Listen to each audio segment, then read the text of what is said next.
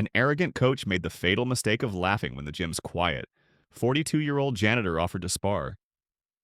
He had no idea he was standing face to face with a ghost, a man who had once been the most feared fighter on the entire planet. The fluorescent lights of the Golden Fist Martial Arts Academy hummed a monotonous, sterile drone, a sound that had become the soundtrack to James Washington's quiet, nocturnal existence. For 3 weeks, he had been the gym's phantom, materializing only after the last primal ki had faded into the ether and the ambitious, sweat-soaked students had departed for their comfortable lives. At 42, his job was to erase the day's brutal efforts, the sweat stains that mapped out invisible wars, the occasional crimson drop of blood, the chalky footprints of aspiring warriors, leaving the sprawling white mat a pristine, unwritten page for the next day's story. If you believe true strength is found in quiet confidence and not in loud arrogance, do us a favor and subscribe to the channel. And let us know in the comments. What's the most shocking display of hidden talent you've ever witnessed? Tonight, however, the story had run long. The advanced class, a knot of 8 dedicated students, remained on the mat, their movements sharp and aggressive under the watchful eye of their sensei. James's carefully constructed world of quiet, meditative ritual had collided with the one he had spent 2 decades and every ounce of his willpower fleeing. He moved with a slow, rhythmic grace, the mop handle an extension of his arm, a dance of cleansing that was both his penance and his sanctuary. "Hey, you, the one with the mop!" The voice was a shard of glass in the quiet hum, sharp, glittering with unearned arrogance. It belonged to Derek Mitchell, a man who wore his 4th Dan black belt, not just around his waist but as his entire personality. He stood in the dead center of the mat, a smug emperor surveying his small, self-made kingdom, his feet planted wide as if to claim the very ground beneath them as his birthright. "How about a little live demonstration for my students?" Derek's voice boomed, each word a performance for his captive audience. "I want to show them the vast, unbridgeable chasm between a warrior who dedicates his life to the art and, well, a janitor who cleans the warrior's floors." A few of the younger students, eager to curry favor with their sensei, offered tinny, uncomfortable snickers. Most, however, shifted their weight, suddenly finding the ceiling tiles or their own worn-out hand wraps utterly fascinating. The air grew thick with a second-hand shame. James let the heavy mop rest against the wall. He turned slowly, his movements unhurried, his face a placid mask that betrayed none of the violent ghosts the coach's words had stirred from their slumber. His expression was a roadmap of quiet miles, of sorrows absorbed and secrets kept. "No need to trouble yourself, Sensei," James replied, his voice a low, calm rumble that seemed to absorb the tension in the room rather than reflect it.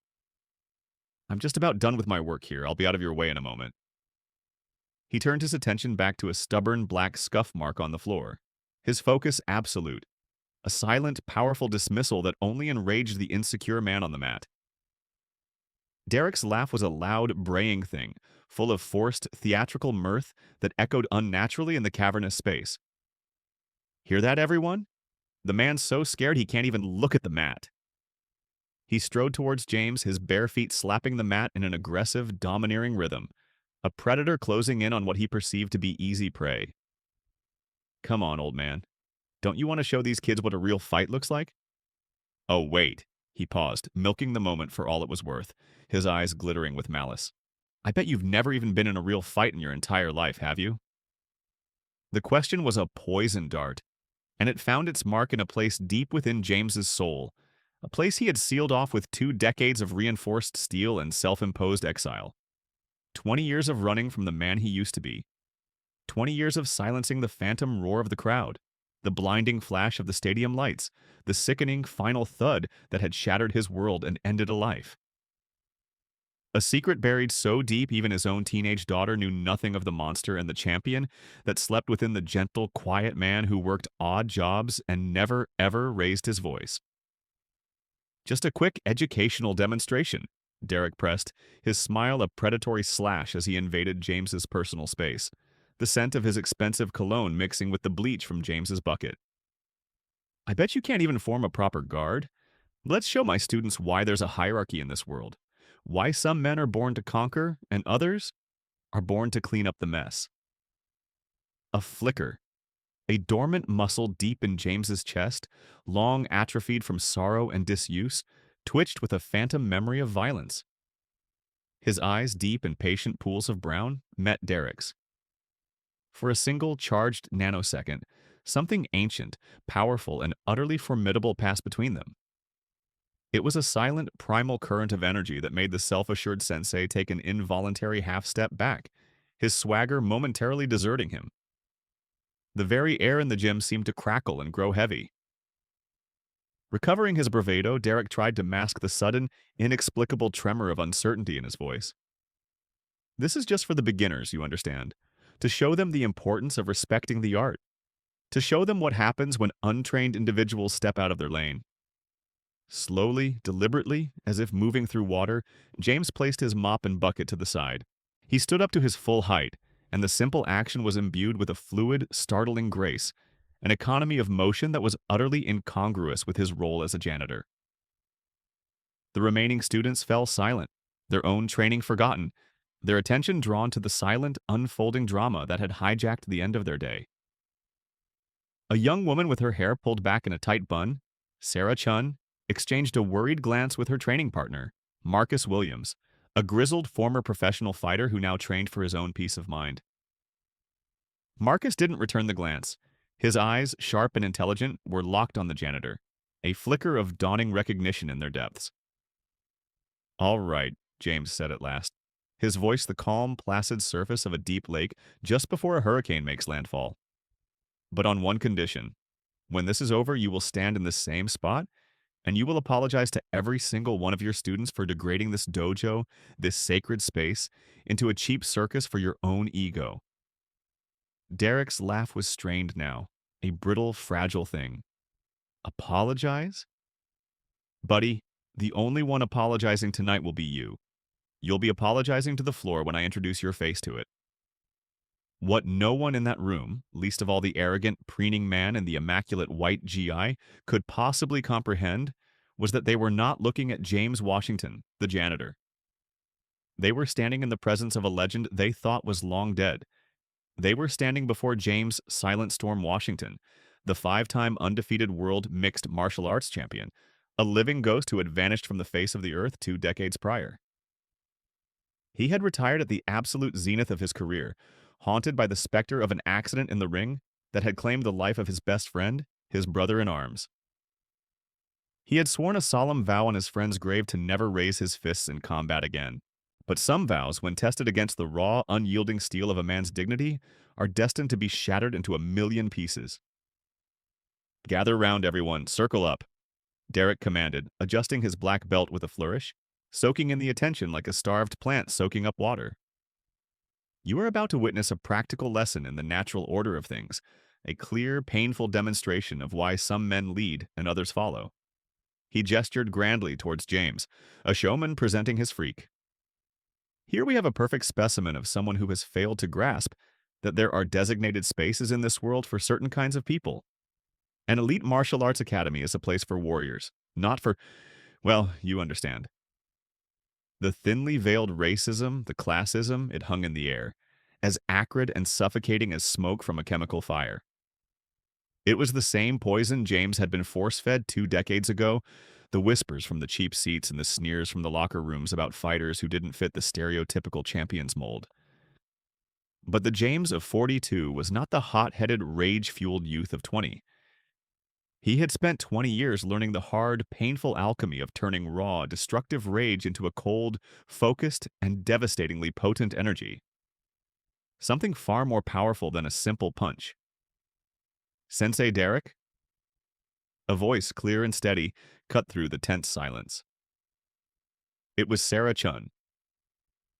Unbeknownst to Derek, she was not just a purple belt in jiu-jitsu with a sharp mind.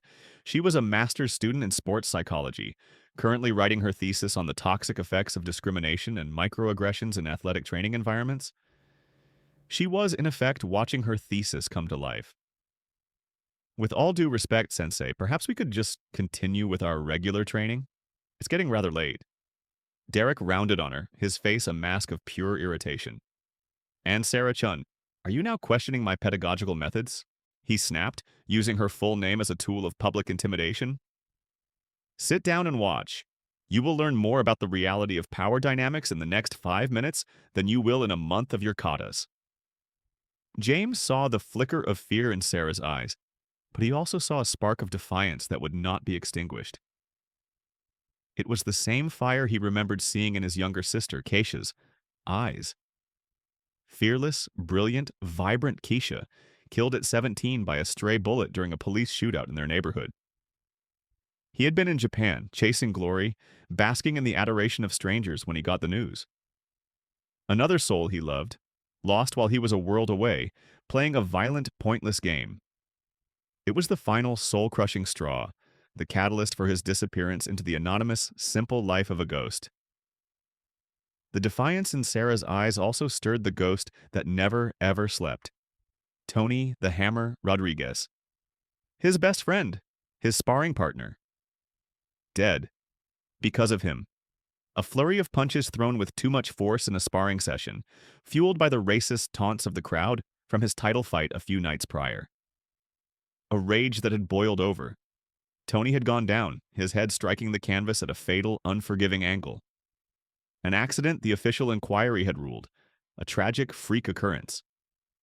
But James knew the truth.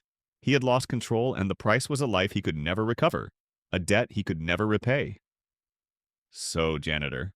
Derek sneered, circling him now like a hyena sizing up its prey, snapping James back to the present. Ready to show us your famous mop-pushing guard? The forced laughter of the students was weaker this time, more like a collective nervous cough. It was then that Derek Mitchell, a man who had never faced a true consequence in his life, made his critical, fatal error. He punctuated the insult with a light, dismissive shove to James's shoulder. It was a casual act of disrespect, the kind a man commits without a second thought when he believes he is untouchable. The push landed, and nothing happened. James didn't move a single inch. It was like shoving a granite statue, like pushing against the rooted trunk of an ancient oak tree. His feet, clad in worn-out work boots, seemed to be extensions of the very foundation of the building itself. Derek felt a painful jolt run up his arm, as if he had just punched a concrete wall. The smug, arrogant smile on his face faltered, flickering like a faulty bulb before vanishing completely. Interesting, James murmured, his voice barely a whisper, yet it seemed to carry across the suddenly silent gym with the weight of a physical blow. It's been a long, long time since anyone has been that foolish. The atmosphere in the room shifted. It wasn't anger in James's voice. It was something far more chilling. It was the absolute, unshakable calm of a man who has stared into the abyss so many times that he no longer fears the shadows. He had become one. Last chance, janitor. Derek blustered, his voice now tight with a mixture of irritation and a new, unfamiliar emotion. Fear. Accept the demonstration, or I'll have security throw you out of my gym. And you can kiss your little job goodbye. James opened his eyes, and the dragon that Derek Mitchell had mistaken for a harmless lizard, finally, after 20 long years, awoke. The sensei felt a primal, cold dread snake up his spine and coil in the pit of his stomach. All right, James said, his voice now imbued with a quiet, undeniable authority that commanded instant, absolute silence. But before we begin, I want you to look at Sarah Chun. I want you to apologize for attempting to silence her when she showed more courage than anyone else in this room. Then I want you to apologize to the rest of your students for turning this dojo, this sacred place of learning, into a stage for your own pathetic and fragile ego. And then James did something utterly unexpected. He smiled. It was not a smile of submission or nervousness. It was a slow, sad, confident smile that spread across his face like the dawn. The smile of a man who had just remembered who he was, and had just found a cause worthy of breaking a 20-year soul-crushing vow. You dare lecture me? Derek roared, his face a mask of crimson rage and public humiliation. He dropped into his preferred fighting stance, a classic by-the-book posture from a martial arts textbook. I will teach you respect. James took a single, fluid step forward, and in that instant, his entire being transformed. His shoulders, once slightly stooped from years of labor and grief, settled and squared. His center of gravity dropped, rooting him to the floor. His feet shifted into a stance of such perfect, effortless balance and readiness that it was a living work of art. Any seasoned fighter in the world would have recognized it instantly as the unmistakable mark of a true and absolute master. From the side, Sarah Chun's eyes widened in academic and personal astonishment. She had spent years studying video archives of the great masters for her research, and here it was, live and in person. The economy of movement, the serene and controlled breathing, the almost visible aura of contained, lethal power radiating from the janitor. It was like watching a historical documentary come to life right before her eyes. Her fingers, acting on an academic's instinct, finished a quick search on her phone. James Silent Storm, Washington. The result sent a wave of ice through her veins. It was him, the legend, the ghost. Pride, that most blinding and destructive of human follies, made Derek's choice for him. He attacked. His first punch was a jab, technically flawless, fast and straight as a piston. It was a punch that would have connected with 99% of the opponents he had ever faced. But James Washington was the 1%. With a movement so fluid it seemed to defy the very laws of physics, he was simply no longer there. He had swayed to the side like a reed in the wind, and Derek's fist sliced through empty air, the force of his own missed punch throwing him dangerously off balance. Clean technique, James observed, his voice calm, his body already repositioned and perfectly balanced. But you telegraphed the move with the slightest twitch in your right shoulder. A critical tell for any opponent who knows what to look for. Derek spun around, his face a mask of bewilderment. Beginner's luck, he spat and launched his signature combination, his pride and joy. A rapid-fire jab straight hook sequence that he had used to end countless spars and impress countless beginners. Again, it was like striking at a phantom, a wisp of smoke. James ducked under the jab, the punch whispering over his hair like a phantom caress. He leaned back in a graceful arc that seemed to defy gravity, the straight punch missing his face by a country mile. And as the hook came whistling towards his chin, with all of Derek's frustrated force behind it, James took a single, precise, almost imperceptible step back, and the punch expended its violent energy on nothingness. An interesting combination, James said, his breathing still perfectly even, his heart rate steady. It's effective against a static target, a heavy bag, or a compliant student. But against a moving opponent, you leave your entire left side catastrophically exposed after the hook. Beads of sweat were now pouring down Derek's brow. Panic, cold and sharp, was beginning to fray the edges of his composure. He was a champion in his own gym, a king in his own mind. He had landed thousands upon thousands of punches in his life, and now he couldn't land a single one on a man who had supposedly never fought before. "Stand still and fight," he bellowed, his voice cracking with desperation as he launched a final, wild, sloppy flurry of strikes. James decided the lesson had gone on long enough. He flowed through the storm of telegraphed attacks, untouched, a ghost weaving through a hailstorm. And then, in the blink of an eye, the distance between them collapsed. One moment Derek was flailing at empty air, the next, James was standing directly in front of him, close enough to touch, having closed the distance without a single wasted motion. "How?" Derek whispered, his eyes wide with a terror he had never known. "You want to know the real difference, Derek?" James asked softly, his voice full of a sad, ancient wisdom. "The difference between a gym fighter who learns techniques and a professional champion who embodies the art?" Before Derek could even process the question, James acted. There was no wind-up, no overt display of force, no aggressive intent. He simply gently placed the open palm of his right hand flat on Derek's chest. And Derek flew. It wasn't a push. It was a propulsion. It was as if every ounce of James's centered energy, 20 years of suppressed power, was transferred into Derek's body in a single invisible wave. He was launched backwards as if struck by a cannonball, his feet leaving the mat entirely. He sailed through the air for what seemed like an eternity before landing flat on his back, with a resounding final thud that echoed the utter finality of his defeat. The gym didn't just fall silent. The very air was sucked out of the room. The fight, the tension, the world had stopped. The gym was well and truly shut down. Every jaw was on the floor. Every phone that had been recording was now held limp, forgotten. All that remained was the sight of the self-proclaimed emperor on his back, gasping for air, and the quiet janitor standing over him, a living embodiment of a power they could not comprehend. Sarah Chun finally let out the breath she had been holding, tears of awe and relief welling in her eyes. She had never, in all her years of academic study, witnessed such a perfect, devastating, and yet utterly controlled application of force.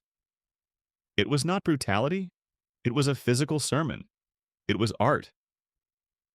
James walked over and extended a hand to the fallen instructor. "It's quite simple, really," he said calmly, his voice devoid of any triumph.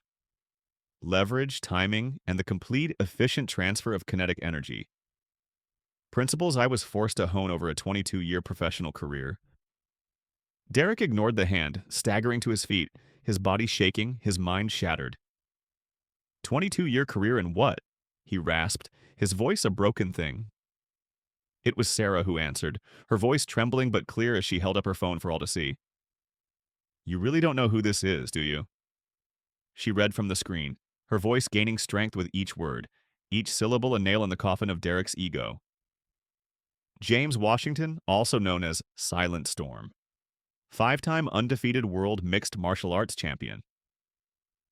Considered by many experts to be one of the greatest technical fighters in the history of the sport. Retired from fighting at age 29 after a tragic accident in the ring, resulted in the death of his best friend and sparring partner, Tony Rodriguez. The words detonated in the silent room like a bomb.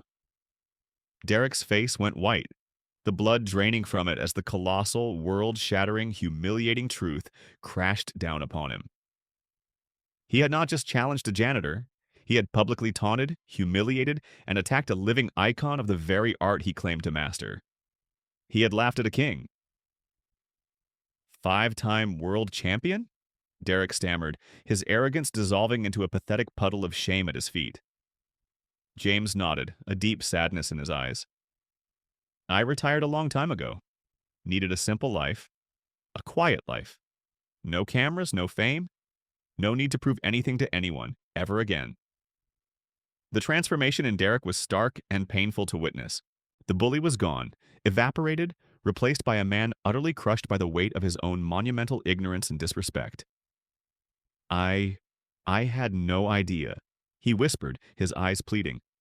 "If I had known who you were—" "If you had known," James interrupted, his voice gentle but as sharp and piercing as a surgeon's scalpel, "you would have treated me with respect. But what about the next janitor? The next person you deem to be beneath you? Would you have shown them the same courtesy?"